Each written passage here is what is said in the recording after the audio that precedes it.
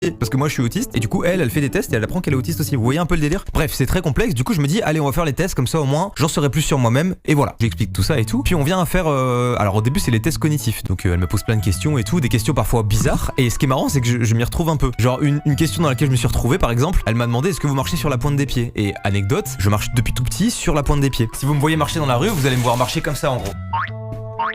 Genre j'ai tendance à me faire rebondir un peu, bref, ça veut pas dire que je suis HPI, attention. Mais juste du coup je fais les tests, je fais le test de QI et tout. Et frère, au fur et à mesure des tests, je réalise que tu sais des fois je réponds un peu mal. Enfin genre je me rends compte que je suis pas si bon à certains trucs, tu vois. Genre les questions de culture générale, quand elle m'a dit quelle chaîne de montagne sépare l'Asie et l'Europe, et que j'ai répondu l'Himalaya, et qu'elle m'a dit non, je me suis dit oh là, c'est un truc que tout le monde sait ça hein. J'ai commencé à stresser, je me suis dit ah ça se trouve je viens en disant ouais, je crois que je suis un génie un peu, je suis HPI au potentiel intellectuel peut-être, et ça se trouve je vais ressortir du rendez-vous, elle va me dire bah franchement bravo vous avez 50 de QI, soit moins qu'une huître. Et j'ai pris conscience que quand tu fais ce genre de test, faut assumer jusqu'au bout. Là j'ai les résultats dans 2 semaines. Ce que je vais faire, c'est que dans une vidéo à venir, peut-être avant la fin de l'année 2022, il y a un moment donné où je balancerai un chiffre au hasard perdu au milieu de nulle part dans une vidéo. Sachez que ce nombre qui sera lâché, ça sera mon QI.